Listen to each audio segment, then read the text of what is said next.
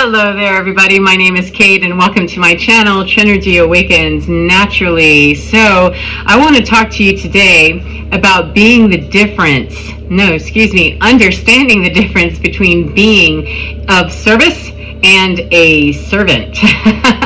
Servants are of service, however, good-hearted, kind-hearted, compassionate, loving, and forgiving people are of service too. And so are dark and nasty, manipulative.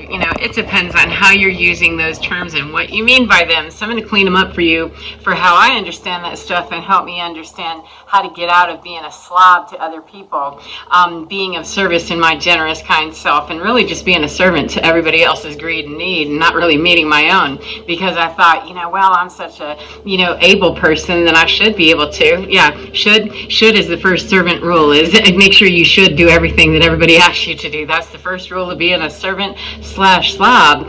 And the first rule of not being a servant, but being of service for me, is that I don't should anything. When I'm asked to do something, or I feel the possibly codependent need to hop in and help somebody or offer a hand, etc., I stop myself real quickly. If I don't already know that I'm intentionally moving in that direction to do something proactively, if I get drawn in suddenly to, hey, I need help, I assess that like I'm triaging the worst disaster of my entire life. I start triaging immediately like I'm back in my days of being a paramedic and EMS. Like, let's see the scene survey. Is it safe? Do we have any boogeymen going to come out and hurt me? How many people are we needing here? How many resources do we have? I start assessing right there and get real freaking fast with it, depending on how much somebody's coming at me, begging for me for help or demanding or shoulding me.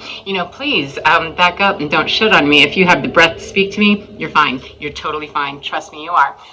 That's just divine medicine, is understanding if somebody's verbally coming at me with, you're breathing. You have enough breath in you to be screaming or screeching or begging or doing whatever, then you biologically are fine. This is an internal thing in you, perhaps. However, I don't have to be divine coming at you to save you. I can be divine from over here, making sure I understand what's mine and what's not. And if I move into an area too quickly thinking that I should do something, or that person desperately needs help, I can't tell you how quickly that turns into a bad idea when we make those decisions. If I move quickly because my heartstrings are tugged at, or because my emotions get involved, or it's somebody that I think should have the right to let me know about myself and what I should be doing to be of service to them, what they really mean to say if they're shooting me is that I mean for you to play and stay here the way that I want you to, the way that it serves me to. And that is of no service to anyone to codependently be drawn into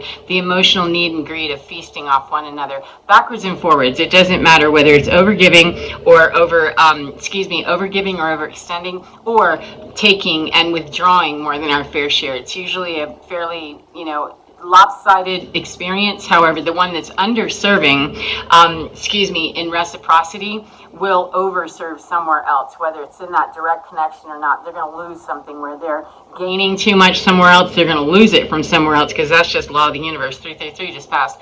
And so what I want to get across today is that figuring out, is this going to be of service? First of all, to me, that's my triage criteria immediately, is the scene safe?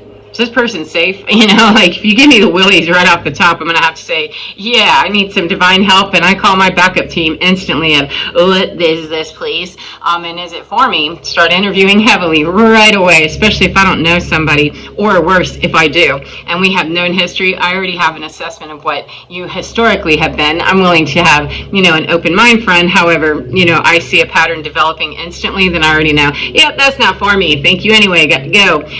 So if I am drawn in instantly believing that it is something for me to do, that based on my, I'm getting called into something based on a should or an assumption or anything like that, I'm going to survey myself and say, is this of service to me? Because I can promise you, when we're tapped into our divine self and we move in that very meditative state all the time and understanding where our divine is and calibrating all the time and tweaking and, recalibrating and tweaking and recalibrating and really staying in that middle way, then we understand my need to serve me as as in staying in integrity and in discipline and in impeccability in what I'm able to present here. If I start shitting myself or start feeling the guilt trip land, whoops, I've already made a mistake, friend. I need to back up. This is nope. This scene isn't safe. I'm going to have to stand down and go, post somewhere else until I get my doo-doo together, or until you do, and I'm not waiting around for you. You have to call up one more time, and you might get another EMS provider besides me for your next emergency. You know what I'm saying? So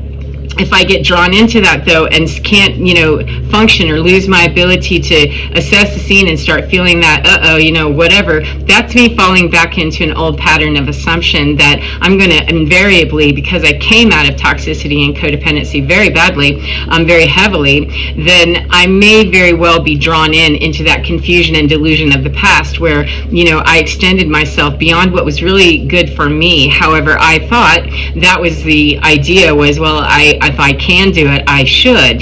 Should was, oh my God, dictated my whole entire life, and should serves servants. There is no service to anything except a servant or being one, if we should. And so if I start feeling already a little muddled and confused, I know immediately, excuse me, I'm getting ready to be off course here, and I serve the greater good of me first, because my intention always in the world, and as I move in my meditative state, staying very balanced, is that if it serves me and the greater good of me, because I have an intentional heart to be out here helping other people in the highest form that I can be, in the highest timeline, the highest version, the higher mind, whatever you call all that, the best, most healthy version of me, then it doesn't matter how Christ-like it may look or not, or how Buddha anybody thinks it is. Is it meeting the need of me to stay in integrity and in impeccability? And may I do this with honesty, that I genuinely feel this. And the minute I start feeling that get off kilter, I'm going to ask why. Because when it does not serve me first, and my heart is geared towards I'm here to help the collective of whole, if it does not serve me first, then it's not going to serve humanity, and the collective of humanity is going to perpetuate the cycle that I thought I might have broken out of and need a refresher course, apparently 717, about how it is that I go about being of service to humanity, Mother Gaia, etc., to the ascension and the higher consciousness of humanity. I am here to serve that. However, I won't be of service at the highest level that I could be. And if I was going to use the should word, I'd say should here, should be the higher conscious of me that I can be. If I start moving past what I know is out of integrity with me, or shitting myself, or getting into old cycles, old patterns of being drawn into servitude and slopness, then I'm not serving the greater good of humanity. I'm perpetuating the cycle instead. And so even though it's odd and it seems very unkind sometimes, I walk right past people that are, begging sometimes, and it isn't the fact that they're unhoused or whatever. I've walked by, people that I know that, no, 808, we don't have that anymore, and I'm not going to acknowledge or play like we do. I'm courteous enough, that I'm not going to spit on another person. However, I'm also not engaging that, and I don't explain myself, because I know that it's a greater good to me than it serves that person, that situation, that something, and me. It serves us collectively. I'm not meeting the need exclusively of me, if I'm closing off my heart. I don't want to do that. I'm not punishing people,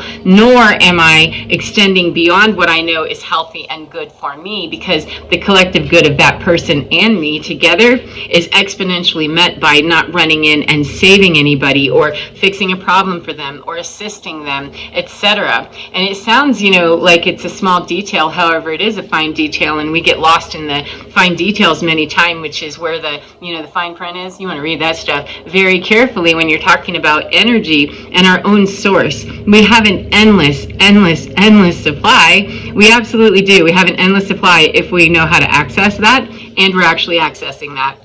And even when we're able to access that, it's still dreary, weary, and the wrong understanding that we're still cutting off a part of our supply if we continue to, even though we have joy and all this other stuff, give endlessly and never receive back into us. And here's the exchange of energy, is that if I'm giving out here and relying on my meditation, or my financial to come to me, or a nature experience to bring me back up, then I am offering bring an unequal exchange to the universe and the natural world, that the natural world has to find a way to balance that out with me and for me, and I'm still playing by the old paradigm.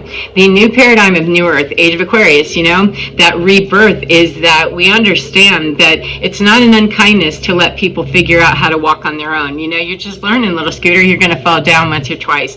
And when we coddle people too much, or we coddle the infancy awakening of other people, we actually 1010 just passed.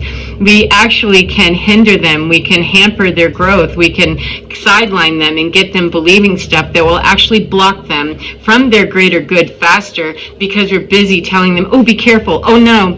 And though it is painful to watch sometimes, it can be very difficult to watch other people struggling. It is sometimes a necessary struggle, and I don't sit around watching, incidentally, I don't sit around watching and going, oh, that's a real shame, I cut away from people and allow them to struggle away from me, because I do have a giant old heart, and I would want to bring comfort or, loan somebody money, and I have, and I've lost every single time. Every single person that I have ever loaned, gave money to, extended a generosity to, I have never received it back, not one time. And so being a servant to that kind of mentality and that kind of garbage gets you broken and broke 1111, if you're not willing to understand that exchange has to be given, in a way that is equal and balanced. And even though my generosity of giving was there in the, what I thought was the correct intention, understand the scene that you're looking at there, Kate, is somebody that's trying to learn how to walk, and they've called 911 going, oh no, I fell and scraped my knee.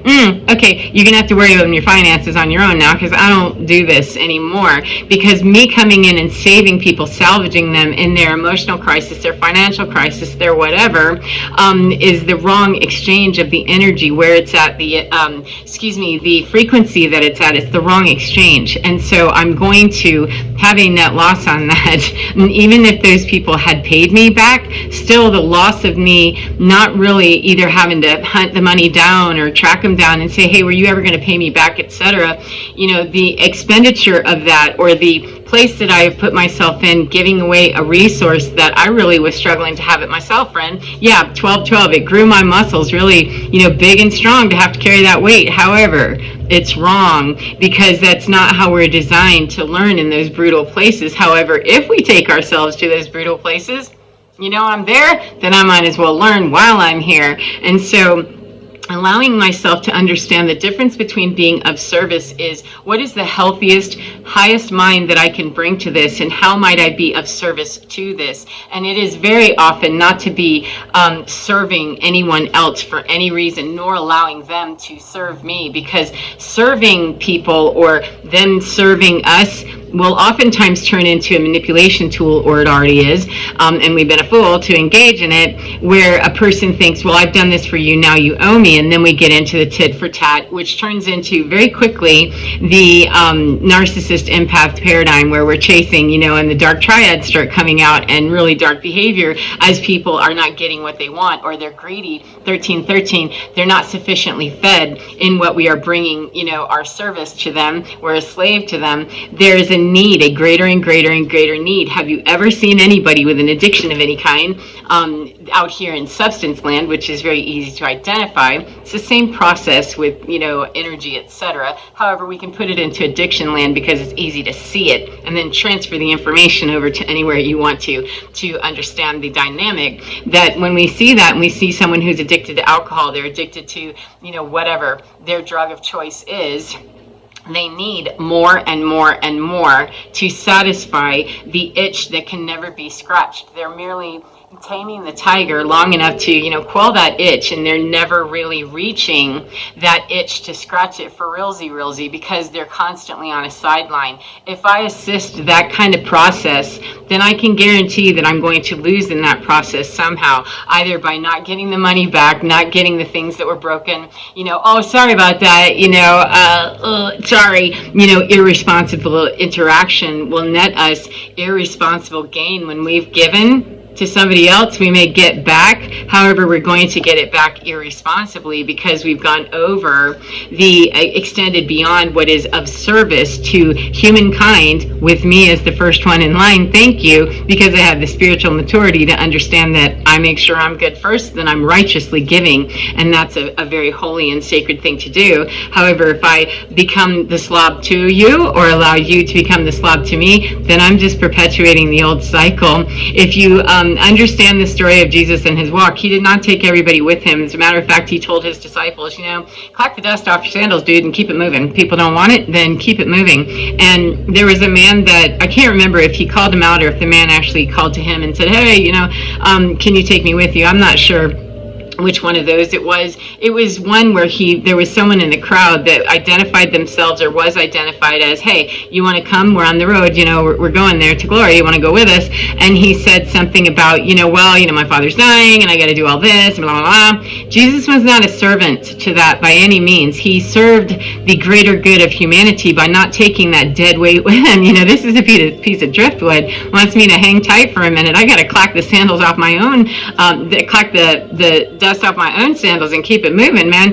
But what he said to him was, let the dead bury the dead. You're trying to guarantee your safety by me waiting for you. Your divine is right here, friend. What's wrong with you? However, let the dead bury the dead. And if that's not what you want to do, you want to stock up, make sure you're good, and feed your anxiety, then I cannot help you do that. That does not serve me, my disciples and me, my tribe and me. We have some other place to be that's far more divine than to be slobbing it and being a servant to you and your mind of lack mentality, poverty. I won't guarantee my riches if I don't bury my dead properly, but I'll be right along. Jesus didn't tell him he couldn't come along. He just said, you can't come with us, man. The caravan's headed towards the light, man. There's your biggest hint. It's towards the light. It's that direction. And when you understand that, hook it and make it happen, and get there, friend. We're not telling you can't get there. It's that this chariot that stopped long enough to ask you or to be asked, then you're not ready for this conversation and keep it moving. Now, we don't hear in the story, if I recall, I don't remember hearing that man, what he did, whether he,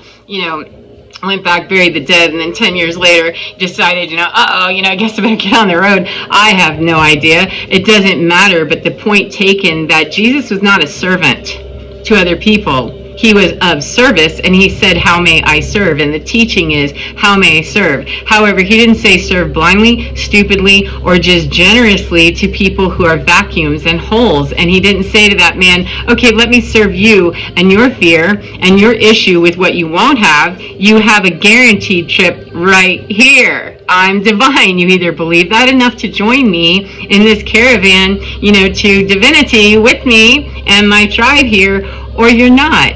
And the man said, yeah, okay, I got to go do that. And okay, then the best thing that Jesus could do for not only himself, his tribe, and the greater good is to leave that man standing right in his hood. Because if the man wasn't uncomfortable enough to leave right at that moment, he wasn't going to hang on the journey anyway, without any food, without any water, being spit on, cast over, trying to be pushed off cliffs, whatever it was, and he would not have opened up his gifts. So it is kinder, in my opinion, much kinder, though it seems brutal, than that to just allow people to understand that, no, I'm not in a position to help you, and be able to hold the gaze and the honesty of that no, I'm really not going to comfortably be able to do that, and I won't do that. And the more conviction I have in saying that, it really ticks people off. However, they go away faster usually, and there's very little argument. There used to be a lot of argument when I gave room for that. I would explain myself, and that means that I don't believe myself enough to say, no, that absolutely does not work for me. And then relate a story before I close this out, that someone asked me back in May, I believe, if I would pet sit their dog, and he has exchanged that with me, to feed my cats when I was on vacation one time, and I thought, well, okay, no problem. However, I paid him for his service, and the chance that he was going to, pay me for mine was very minimal. However, I knew him from a work situation, and I was trying to help him out by paying him to feed my cats. It served me, and it served him at a time whenever he was pinched. So that was back in May. It is currently September now, just for reference sake. And this young man, a few days ago, with less than a week's notice, when I talked to him back then, let me back up, back in May or so, he asked me, and I said, okay. I said, well, just let me know, how that works out. And he since, a few weeks after that, in May or June, he had a problem, and whatever, it doesn't matter. And I said, well, is that even going to be a thing for you that you're going to be leaving in September. And he said, yeah, I don't really know. Right now I'll have a job. It doesn't look good. And I thought, okay. And that's why I got into that pet sitting thing with him, that, well, I need this pet sitting done, and I trust you well enough to feed my cats, help you along. However, this young man gave me 5 days notice to say, oh yeah, by the way, just wanted to confirm what, something that already wasn't confirmed, because I got mixed messages on you wanted it and then you weren't sure. That was what I was left on, and we're talking 4 months ago, May, June, July, August, I don't know, about 4 months ago, if I did my skilling right, that I want to confirm with you that I'm going out of town. Now drop him off, the dog off, that I haven't even confirmed won't eat my cats. We haven't talked any of those details, and we're not friends. I don't text back and forth. That's not, I knew him from a job situation, and that was how we knew each other in the exchange we had. So, if we'd been friends, we would have been having more conversation about, hey, yeah, you made your vacation plans, blah, blah, blah, etc. Well, this young man texted me and said, confirming I can drop him off, Friday night or, 06 on Saturday, and I'll pick him up Monday afternoon. And I thought, who is this even that I'm talking to? And I knew who it was. I had deleted his number because, I don't want you having to feed my cats anymore. I'm good with, not paying you to do that. I just wasn't comfortable with that. And it doesn't matter. It wasn't anything he did necessarily. It's just, I'm really okay with taking care of my cats. And I really just did that as a generosity to you to try to help you, and then you asked me if I, want your dog, I'm like, okay. And I completely forgot about it. So the deal is, though, is that my world for about half a second in that codependent training of, wait a minute, am I going to be serving me or serving humanity? You're going to serve you, and then you're going to be able to serve humanity is what came through, that you're going to serve yourself and know that that's an overextension, that I'm not taking a dog that already has a history that's questionable,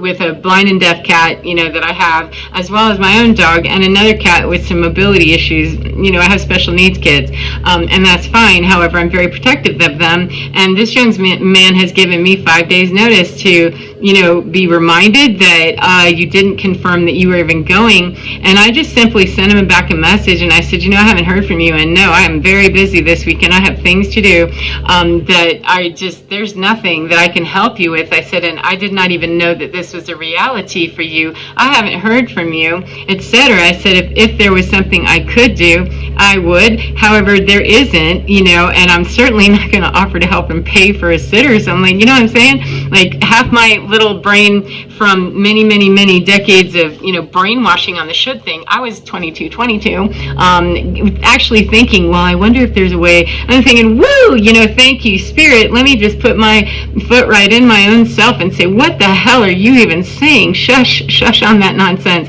Do you hear yourself? But I needed to hear the drill come out of, oh yeah, no, we don't answer emergency calls, 5 days out, even if I'd had 15 days out or 50. This was not an equal exchange. This was something that I really didn't want to do to begin with, and I thought it was going to be to go to his house, feed his dog, and leave his dog there, and he's already parked him at mine without even, briefing whether or not that's going to work for me, with a dog that's known to bite, etc. I'm like, oh my God, that's a whole lot. And yet part of me in that old brainwashing bullshit, and codependency and the mindset of be of service to everybody. No, be of service to yourself, because the kindest thing you can do is cut this young man loose and understand that I'm not available like that. I don't know what you thought. We don't know each other well enough, and I'm a kind person. However, 23 to tell you I'm kind enough to say, no, you're going to have to figure that out on your own. And, I wasn't unkind about it. I was very kind. However, it's very firm that I'm not going to try to wiggle around in my plans. They're hard, they're fast, and they are absolutely needing to be done exactly the way they are. And even if they weren't,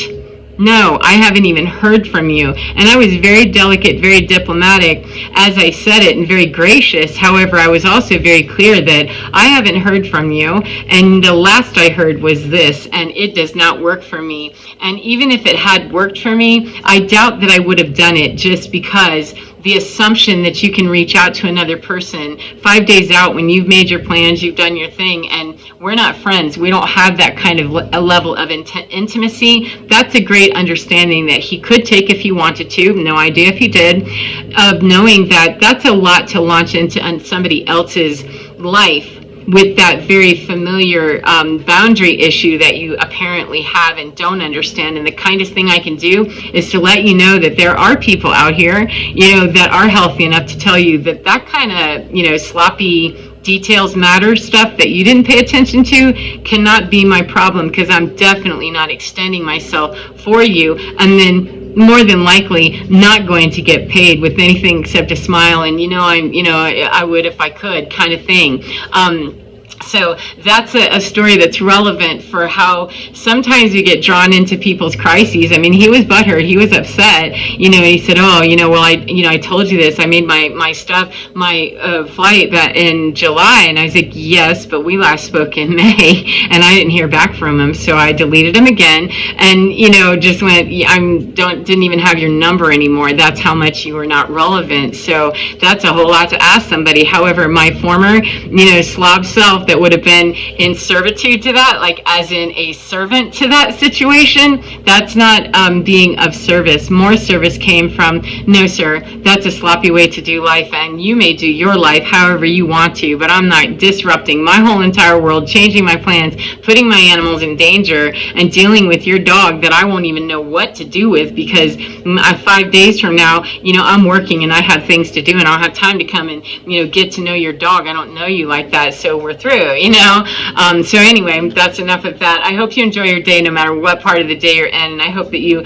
are able to find yourself within your skin. I've been messing that one up the last few times. Get within your skin and find your divine, because your divine can help you stay right there in line to that middle way of, is this serving me for the greater good of humanity? Because if I give myself away in this, it already is not in the new earth and new ascended energies. It's not in 5D. It's in an old paradigm where I serve somebody else before me. I didn't say in gluttony or in ego. I'm talking about healthy people who know what I'm saying, or healthy people, healthy enough to understand that I need to at least question this, because I consider myself pretty healthy in my boundaries, and even I was struggling with, well, I hate to. No, that's okay. It came up, Kate, and it felt gross, and that's the first indicator, is the minute that I look at a scene and go, wait a minute, I'm starting to feel yep, there you go, boop, doop, doop, doop. No, you got to call in some security. Excuse me, I need some backup, because that looks like some fugazi over there. It was absolute fugazi for me, no matter what kind of disaster it was in his world. It wasn't mine to clean up. Not my AO, baby. I got to go. So anyway, get within your skin and enjoy your divine, because your divine, it's precious, it's valuable, and you don't need to covet it. However, you do need to protect it, as in monitor it, because unless you can pipe in instantly to that resource, you do need to monitor its usage as it's leaving you, compared to how quickly it's being drawn into you, especially in those physical materiality 3D exchanges with other humans who may be more willing to receive than to give back equally. So take care of yourself, and I'll talk to you again next time. Mwah! Bye, my beautiful friends.